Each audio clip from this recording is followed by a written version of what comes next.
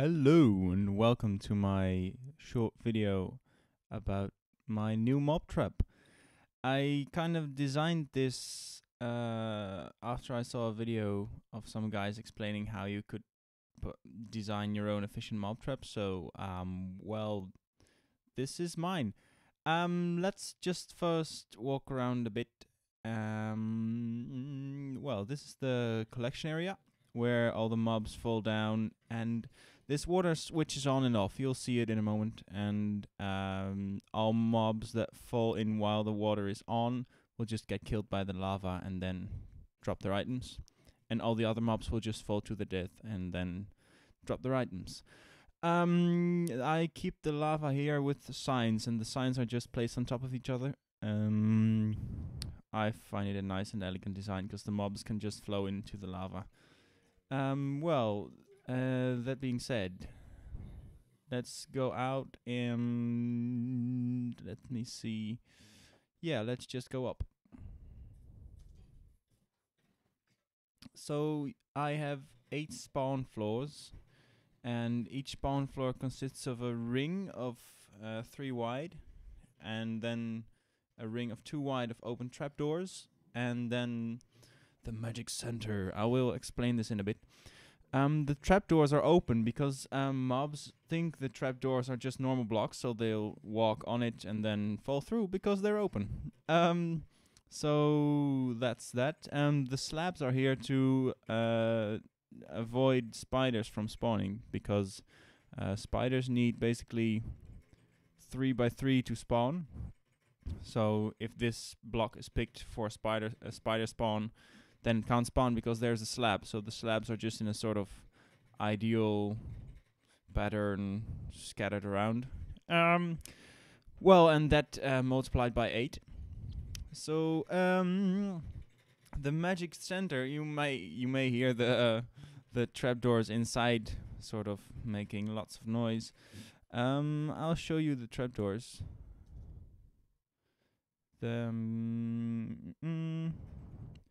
Because this is a minecart system, and the whole magic of the system consists of you dropping down in a minecart through the middle. So you arrive here, you land on this trapdoor, and you sort of just drop down slowly. And so the mobs here see you through these half slabs stacked on top of each other. So they see you and then walk towards you and then fall to their death. So that's why this trap's so efficient, because if you wouldn't be falling through the middle, then the mobs would be just walking sort of randomly with their pathfinding, and every now and then some mob would drop. But because you're falling through the middle, they see you and walk towards you, and then they sort of die more rapidly because they're walking towards you. Oh, by the way, this trap also works for Enderman, because it is 3 high in between the spawn floors, which was sort of needed for the redstone torch system here. You could try build it 1 lower to get more layers in less space, but well, I guess it's just nice to get some ender pearls now and then. Yeah. I'll just show you a single floor. I have one outside. Let me see. It's right behind here, I believe. Here it is. You can just sort of see it a little more detailed. You have these.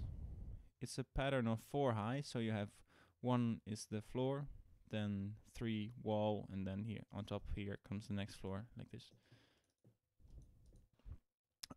So you have on the same level as the floor, you have a block of cobblestone, something like that. Then a redstone torch, block on top, redstone torch, etc. So that's just a redstone wire up. And on the side of each block, you place a trapdoor. And these trapdoors get switched on and off, or open and close, by the redstone signal, and we'll get into that a little later. Yeah, well, actually, that's basically it. You can't place a trapdoor here for the mobs because it will get switched on and off by the redstone, and which is really annoying because the mobs might spawn on top of it, whatever. No, they won't spawn, but they might walk on top of it. Um, as you can see, these are just all half slabs, and they need to be half slabs because otherwise the mobs can't see you. And if you leave too much space in between, so a whole block, that would mean that skeletons can hit you. So that's why they're half slabs every time. Yeah, well, the slab pattern, you can sort of see it.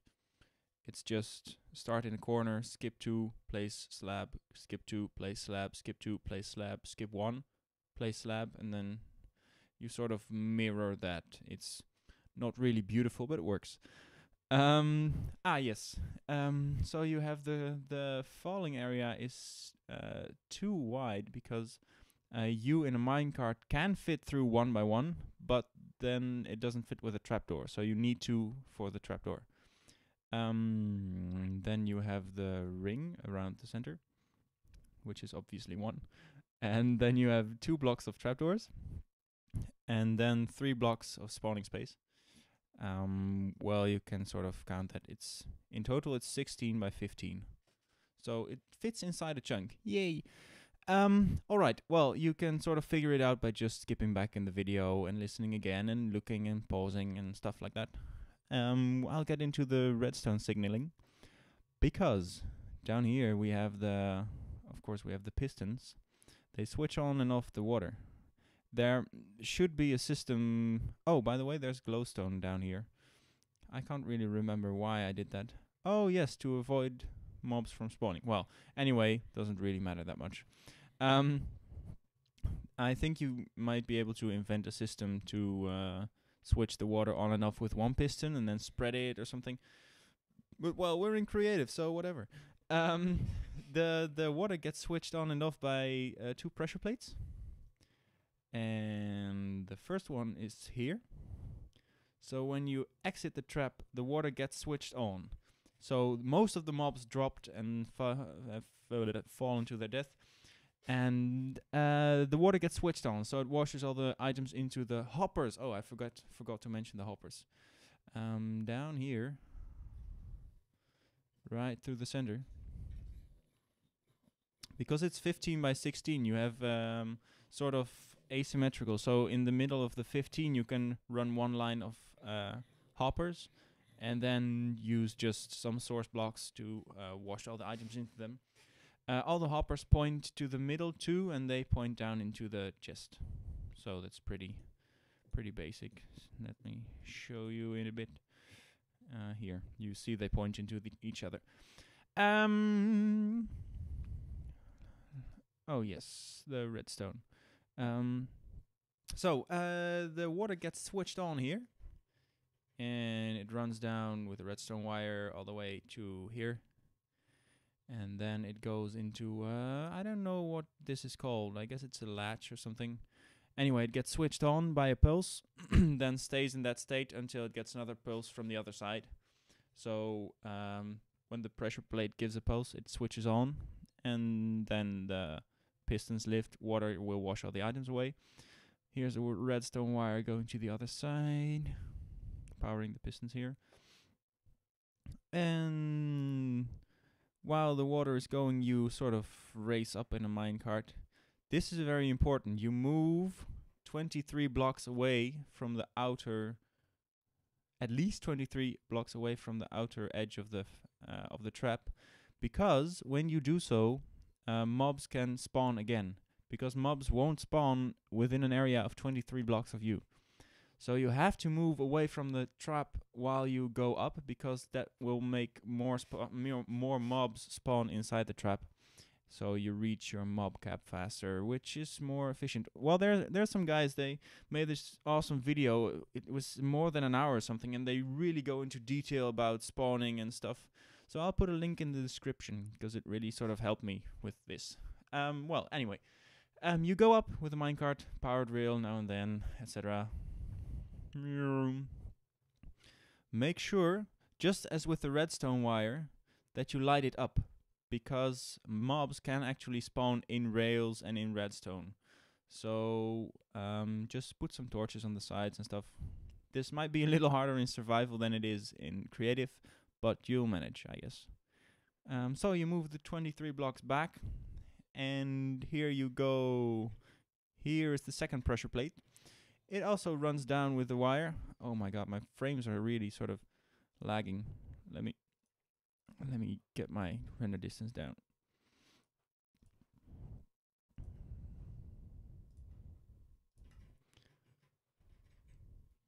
And I'll set it to peaceful for a bit. So yeah, this redstone wire runs down all the way to the latch here, and it's powering the other side. So while you are going up, the water is on, and when you're up, it gets another pill, so it switches off. And excuse me. And then you move in. This redstone wire here was from some old system, so it's kind of useless now. Anyway, so you come on top of the first trapdoor here, and you slowly move down. Bam, bam. Mobs see you, walk towards you. You you are just safe behind the slabs, and you fall down and slowly down and even more down, etc. I'll put my render distance down even more because these lags are sort of annoying. And then, well, yeah, you land on the powered rail and you move out. Here are these slabs, because they are here to prevent mobs from spawning on this piece here. When you're in a minecart, you're 1.5 block high, so you can fit underneath the slabs. But I can't walk here right now. Well, alright, that was that. Oh, let's give us some night vision again. Spiders were spawning on this little piece here because they were sort of having enough space around them, because it only needs 1 block to spawn and space around it, so it doesn't actually need 3x3 to 3x3 solid ground. So I put some slabs here. They're sort of upside down half slabs, and well, to prevent the spiders from spawning, because they were stopping the minecart and blocking the system and killing me actually. And here are some slabs too, to protect the track from mobs walking on it. You might think, well, mobs land on, they don't die, but well, yeah, true, but they're very few, and when you go by in your minecart, you can hit them actually, which is quite fun. Here is the redstone post going up all the way to all the trapdoors and stuff. Yeah, let's go to the redstone signaling. It's not really very complex or something. Here's just some, no idea how you call it. Well, just some circle thing with repeaters carrying a pulse around. This pulse is, I guess it's 12 ticks long, because it's 3 full repeaters. And 12 ticks is, I believe, for me, it worked out to be the pretty much ideal length of pulse, because if I do it shorter, the mobs don't have enough time to walk towards me and fall down, and if I do it longer, skeletons have the time to hit me. So you might vary a little, I don't know, maybe it works better for you, I don't know, I haven't really put a lot of time in it. And here I have a pulse limiter, which puts a 12 tick pulse into here. Let me see where, there it is. It puts a 12 tick pulse, so if this gets broken, I don't have redstone.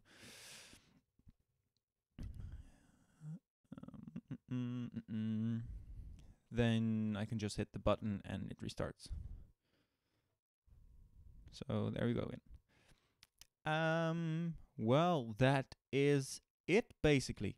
So now I guess I'll just show you a little bit how it works, just by sitting in a minecart in survival mode. And Oh, cart, come back. Come back. No, come back here. Get some night vision.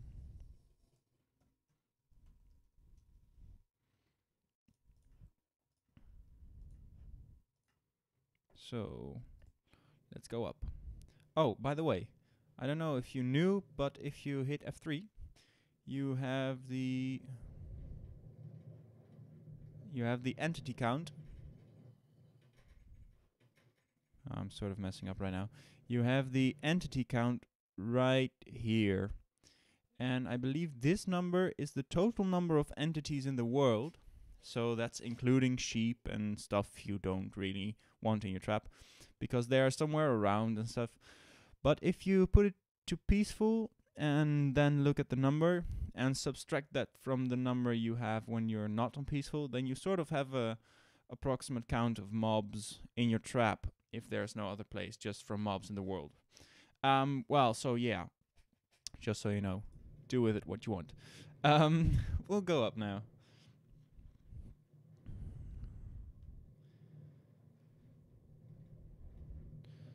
Oh yes, I forgot one thing. I'll tell you in a bit. So, let me see. Here, so they're walking, falling to their death, and we're sort of cozy in a minecart, falling down. And I let this run for 10 minutes or something, and then multiplied that by 6, and then I had like about, I believe, 12,000 items per hour. So that's okay. It's not very massively efficient, but this trap is pretty survival friendly. So you might actually be able to build this in your survival world pretty soon after starting. So you can just have enough arrows and use TNT for mining and stuff like that, which is fun. So yeah, well, this is how it looks. This is how it works. You can also, if you don't want the whole minecart system, you can do the same by letting water flow through the middle, and then insert some signs now and then to get you some air, and then just jump in and float down, and the mobs will see you and maybe hit you, so you have to try to figure out what's ideal with the spacing of blocks and stuff, because I haven't tried that out enough. I tried that in the beginning because I thought, hey, water's nice. So yeah, but you can't automate that. So you can't go AFK and then sit there. You just have to walk up manually and stuff like that. Yeah, well, what I forgot to mention, come on.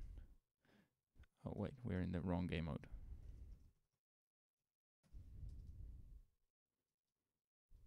Here, what I forgot to mention, you have to close off the top hole from sky access, which means you actually just have to put some blocks on top. Because if you don't, the whole space down there will stay lit up, and then mobs won't really spawn. Maybe in the corners or something, but not really much.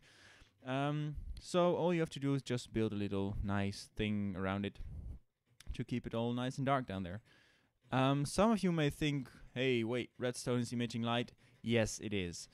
Not so much, and I think it's enough. I mean, mobs are spawning also on the other sides, and there's not really much above light level 5 or something. Let me check. Come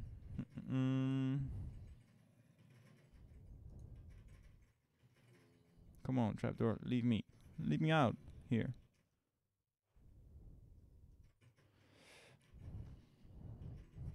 Let me check the light level. Is 3 or something? Yeah. The light level is this number, by the way. So yeah, spawns are slightly decreased when the light level goes up, but it's not really that much. So I think it's okay. I haven't found another way of doing the redstone. So if you have, please let me know. I'd like that, because then the efficiency goes up. Yay. Well, that is it basically. So, if you have any improvements, let me know. Make your own video if you want. Post a comment, whatever. I'd like to know if you know something to make this trap work better. well, at least close this hole would work. Um, well, yeah, I'll put the world in the description, zip file, link, stuff, or something. And yeah, there's a lot of crap around. Never mind. It's just because I made some various versions, bigger, more spawn floors, but this one worked out the most efficient with just one ring in terms of material. So yeah, well, that's it, I guess. I hope you enjoyed, and